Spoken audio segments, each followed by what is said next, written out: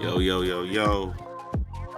What's good, dialoguers? It's your boy Mind Dialogue back once again, sharing info for you to comprehend. And before you know it, you'll start to ascend.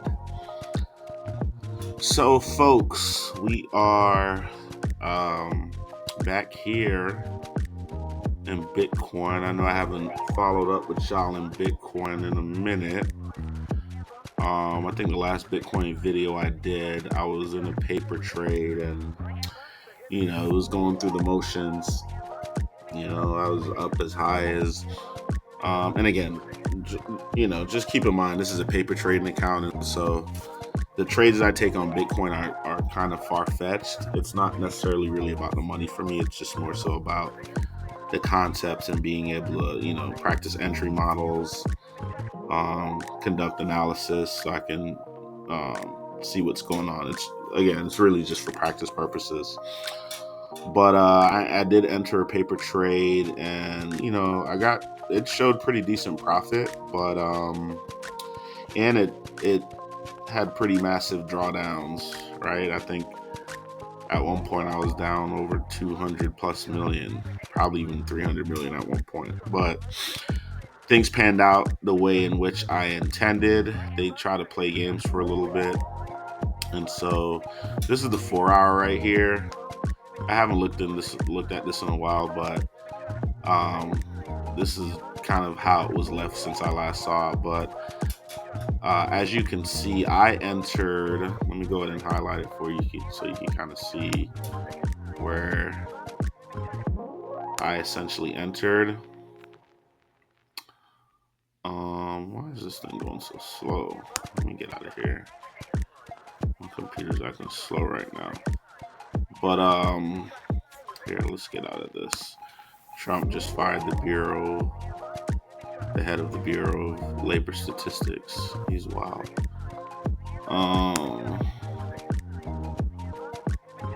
Okay, don't start tripping on me, computer. Okay, so I entered.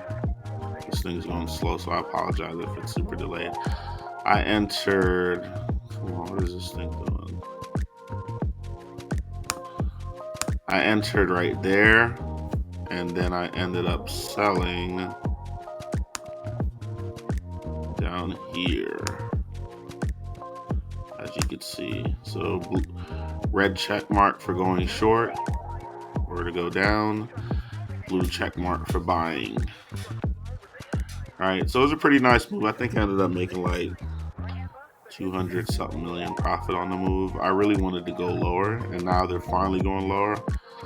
I just didn't really have the patience to stay in the move. When I did my analysis, it looked like we really wanted to go down as low as 108.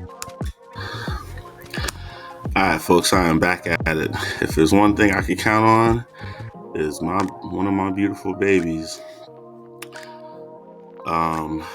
disrupting or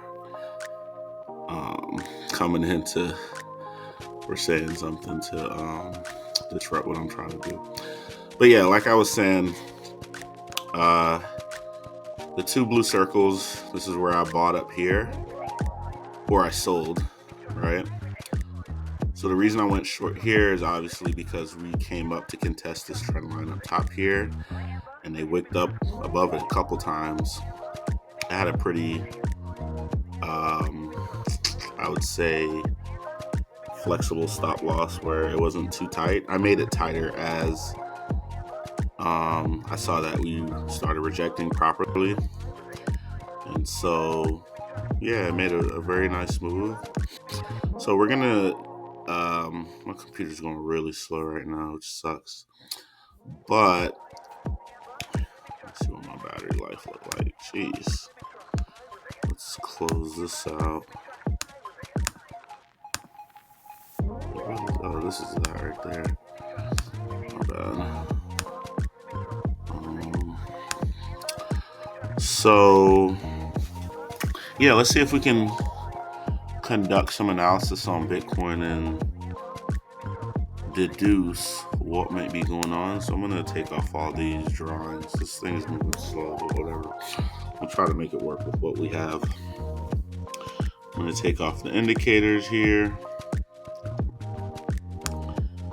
Things working perfectly fine. And now it's just dragging this feed. I think my computer is gonna be clunking out soon here in the next probably couple weeks, or definitely before the year's out. So alright, I'm gonna, let's see here.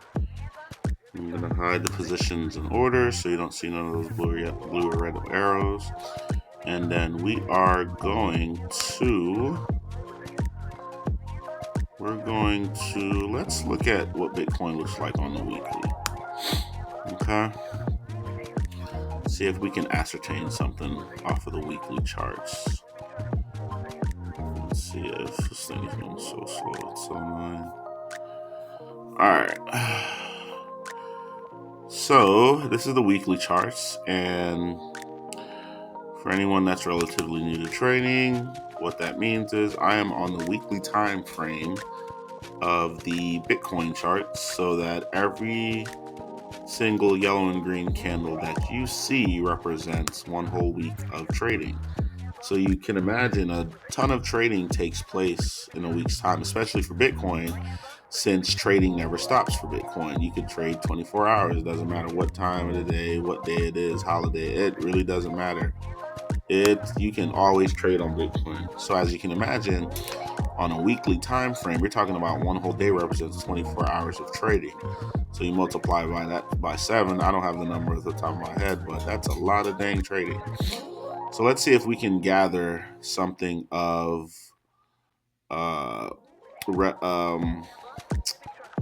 importance or significance when we look at Bitcoin's weekly. So, and I think we may have done this before when we did like our bigger picture analysis of Bitcoin, but we'll do it again just to kind of get an idea of where things lie, essentially. Let me close this out. Jeez, this thing is going so slow, y'all. My bad. I got that work email. Don't want to do that. No, we're not going to do that. All right. So let's see if we can grab a ray tool. I like the ray tool because you could essentially start it from a place and then it will extend. I mean, you could decide how you want it to extend, but it can essentially extend all the way to the left and all the way in the past and all the way to the right in the future, so that any price action that happens in current day, you can be able to see how the particular ray responds to that particular price action. So you can see here on the weekly, there's a reason why we just had a sell-off here. We just had our third hit of this huge trend line here at top. This ascending trend line. Let's make this orange. And let's make it a little lighter. This thing's going so slow, it sucks. So let's see here. Okay. So we had our third hit up top here. So you'd imagine that is part of the reason why we're currently selling off right now. And so these two created the reference point and extended out. You know, we came up to here in the future. Now, it almost got here, right here, but didn't tap it properly. We got a proper hit right here. So technically, it kind of hit it 4 or 5 times, but properly 3 good times. Right? So, what I like to do, hold on 1 second here. All right, folks, we back at it. My baby girl fell asleep earlier and woke back up and said she's going back to sleep. So I support her in getting some rest. All right, so we got this third tap of the trend line up top. And so what I like to do is I like to rummage around and start doing some measurements just to see what is going on. So one of the things I like to do is use this Fibonacci retracement tool and use it for its intended purpose. So I like to find, right? I want to see if this is truly a reversal point here. I mean, I know it is because of the trend line, but I want to find confluence. Confluence is essentially more than one variable that comes together to give us some type of a confirmation based on some type of deduction that we're making. So the first deduction is that this is the third proper tap of this huge trend line up top that span so we got our first reference point, or a true reference point, to really see how things look back in 2021, right? And then they did all this shenanigans. This was a crazy shakeout here, right? Just to come all the way back up and to tap it again. So I got a Fibonacci retracement tool selected right here. I'm gonna make this a little bit bigger. And then let's see what we get from measuring. I'm gonna go from this swing high right here. Of course it didn't do it properly. Oh, my computer's so slow. I might not even, hopefully I save this video, we'll see. But nonetheless, let me kind of show you what's going on.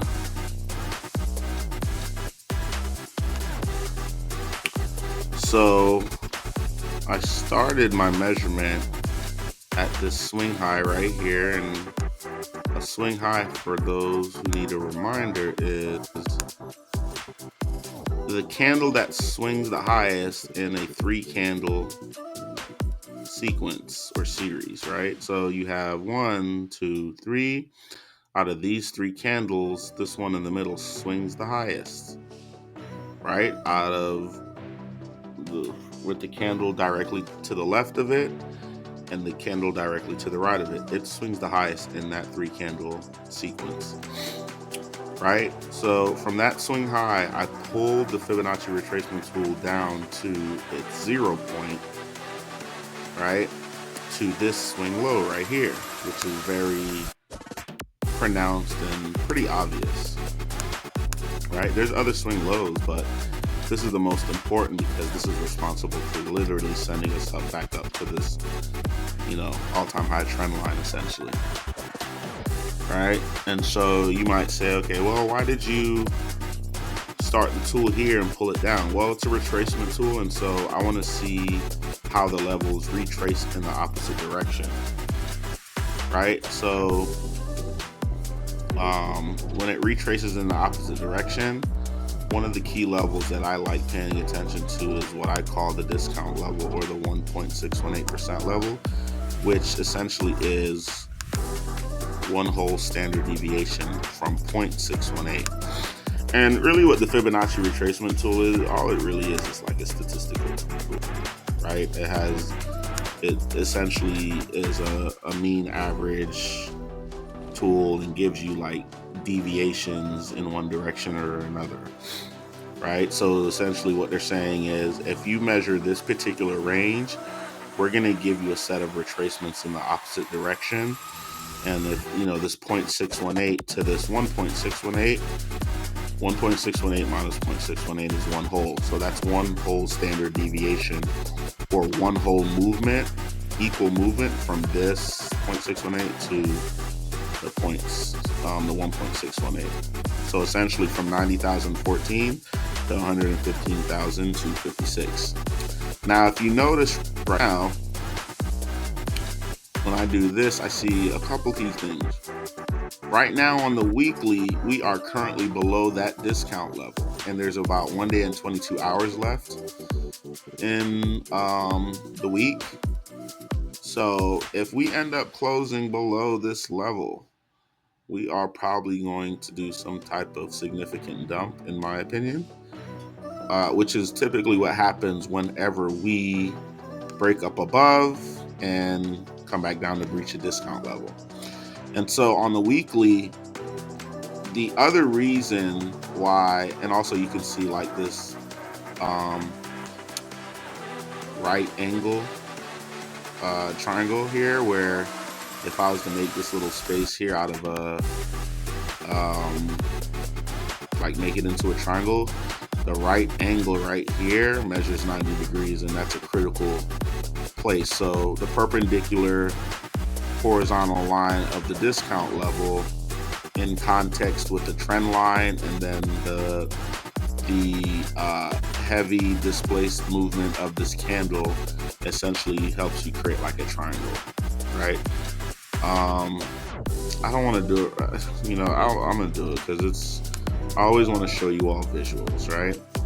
And for my prior videos, one of the things I mention is whenever you see like key things happen at the right angle of right triangles, just like in math, these triangles were key because A, you knew that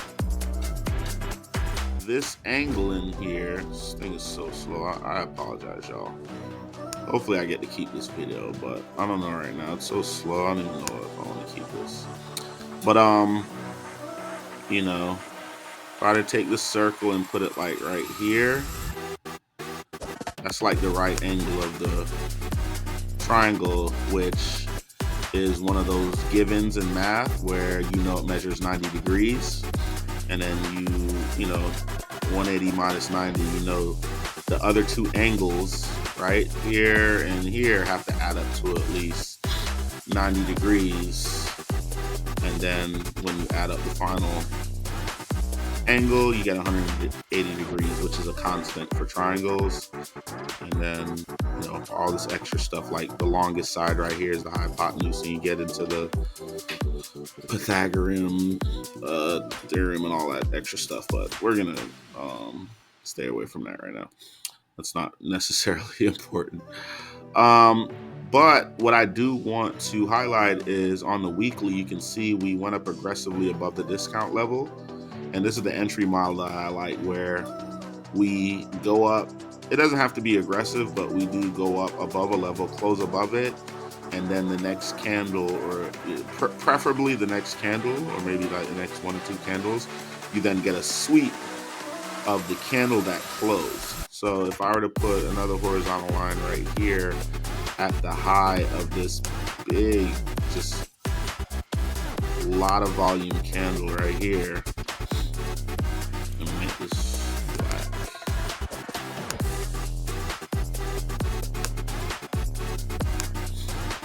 All right, the high was this green candle where that black line is, and then they swept it. You got this reversal coming down now. So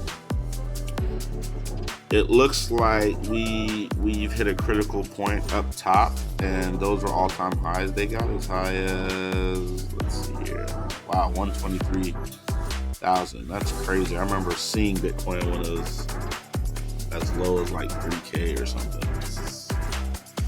What a phenomenon.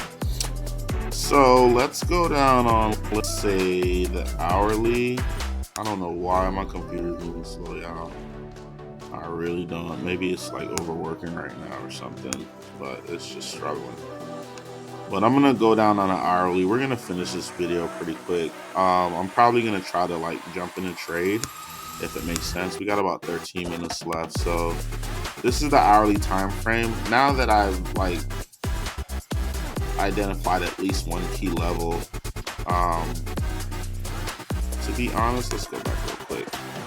I may have to, so I like where that discount level is, but I really wanted to see it close above like a 2 level. So I want to see if I could find a different measurement actually. So we're gonna take this off, we'll keep that on, and then we're gonna try to find a different swing high and swing low to measure.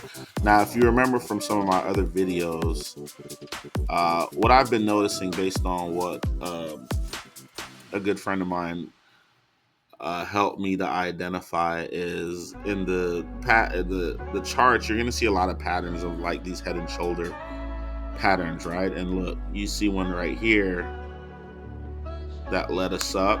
And so let me show you kind of like the basic drawing of it. You got this boom, right? And then you got your head right here. Essentially, this is your head. this is kind of like your shoulder area, but you know, and then you got your hands or whatever. But nonetheless, it's like a head, right? Head and shoulders, send us higher. And this is like the left shoulder right here. So like if we do this, let me do something like this, boom, and then you got something like this, boom, right? So this shoulder or arm essentially is higher than this. And then what typically happens is, you know, we typically come down into the neck portion to get support, which is what happened here. So it started making this. Well, technically, it might even started below this. This is one head and shoulder here. Let me see if I could draw another one. But if you can identify this, then you know at minimum that once we come down, we're gonna get some type of support in like this bigger head area. But I'm gonna see if I could draw like a better one that can truly show the context of what I'm trying to point out here. Let's see. I might be able to get a better one here. Yeah, I think this one might be better. All right. Yeah, see, this is still your head portion right here. And this is more so what I was looking for right here, where once we have a higher kind of like right arm / shoulder, we know at some point we're going to get a retrace down into the neck area or the head area for support to go up. But it didn't have that much higher to go. So it kind of stopped right there. And this is on the weekly. So in all honesty, I expect us to get sent down pretty decently just because of the type of trend line that we hit. And that's probably why they're kind of going slow right now. But this is a very beautiful rejection already if you really think about it. We've cleared $10,000 just about. We went to a high of 123.3 something, and now we're down at 113.608. So we essentially almost cleared 10K already. So that's pretty significant. I'm not gonna lie. And we did it in what? We did it in less than 3 weeks. So all right, so I'm gonna go down on a lower time frame because I want to see if I can get a better measurement, because I really want a 2 level. The 2 levels really where we do the true reversals at, based on what I've seen. 8 minutes, okay. Just want to keep my eye on time. Looks like computer's moving a little bit better. So let's see if we can find a better measurement here. Something that's a little bit more discreet in the noise. So let's do right here. Let's see if this is going to do us some justice right here. All right, let's look at it on the weekly. Aha, there we go. That's what I was looking for right there. So you see I had to go down on the daily time frame to get a better swing high. I'm going to show you the swing high now that I got in swing low. So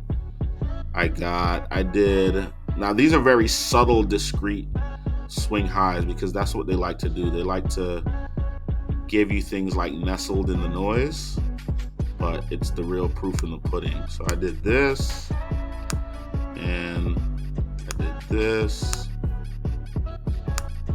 Again, you got the like head and shoulder patterns all over. We'll just draw like the general looking, right? Or it could be like that, whatever. And you know, whatever tickles your fancy.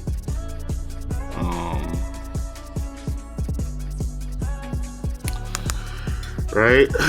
So this is the measurement I want now. Here's the discount. There's a better discount level right here. Makes more sense. I'm gonna draw this triangle down here.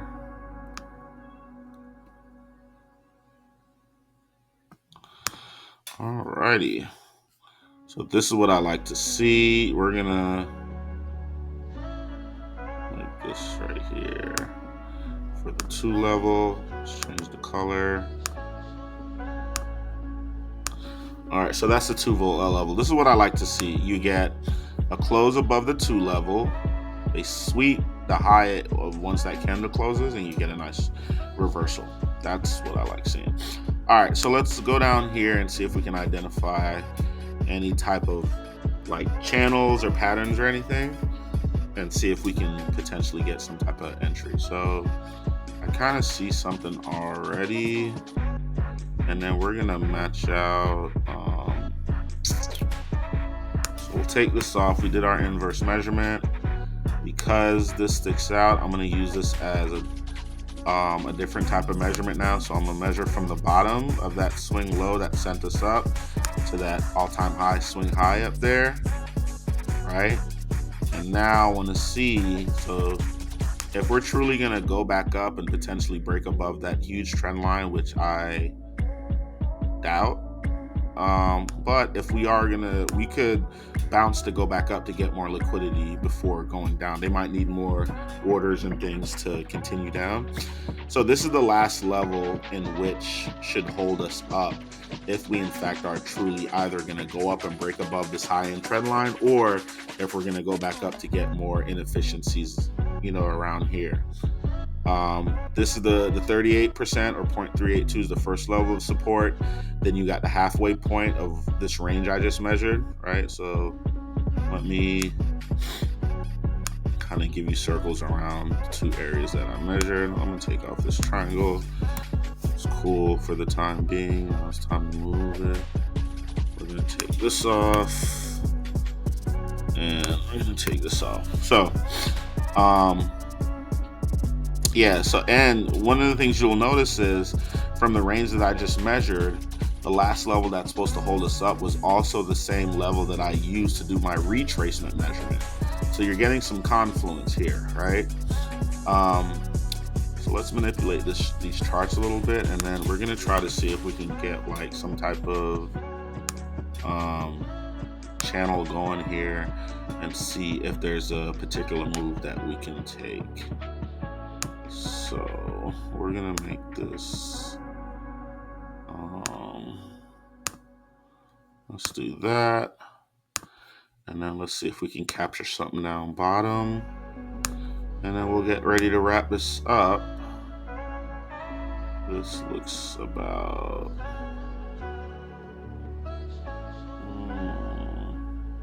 say that looks about even there. Let's bring it down some, about right here, because we want to touch here, we want to touch here. This is a clear manipulation where the swing low happens, and you see the reason why they did it. Look, this was around the 100,000 mark. They manipulated below the channel, right? So in order to get this channel, now let's do this. Like, let's say we're in real time, we're trying to figure out this channel. In order to get the first 2 reference points of this channel, we could do it here and here. This will be our 2 reference points. This is a manipulation up top to come down. This is a manipulation down bottom to go back up. So the first 2 reference points for the bottom are right here. So these 2 points on top and bottom would allow us to be able to draw these trend lines extending into the future, which would give us the context. Now we have multiple confluence here. We have this top important trend line here, which is this all-time high trend line essentially. So I'm gonna make that a little bit thicker. So on the context of that, in addition to us operating inside of this channel, essentially going into a rising wedge. And what I've noticed is typically when price action is going up into a rising wedge, or like this corner area, like another triangle basically, when that's happening, so let me make this thicker so you can kind of see the context of it, right? This little triangular area, this is the wedge area, and wedges squeeze you out. So it looks like my computer's about to die soon. So we're gonna finish up real soon now. Let's see here how much time I got left. All right, 150. We're gonna wrap up. So this is what we're gonna do. As of now, we close below the bottom of this channel or this rising wedge. And so what I'm looking for, and we swept this very important swing low. So what I'm looking for is for us to come back up here. I'm gonna grab an order right here. We're gonna sell 100K right there. Let's turn the orders on. And then I'm gonna take profit right before the last level to hold us up, because that's a lot of liquidity going up there. So let's see how this pans out. And then once I get in the trade, I'll set up the stop loss and all that stuff. But that's what we're seeing right now, folks. I'll do another follow-up video so we can go a little bit more in depth. Please don't forget to like, share, comment, subscribe, donate to the Cash App if you feel so inclined. It is MoneySign, MINEDIALOGUE. Email if you want to hit me up for a free private session is minddialogue.business@gmail.com. I always appreciate y'all sharing y'all time with me. I hope you were able to get some gems and some jewels. It's always a pleasure. Enjoy your night on purpose.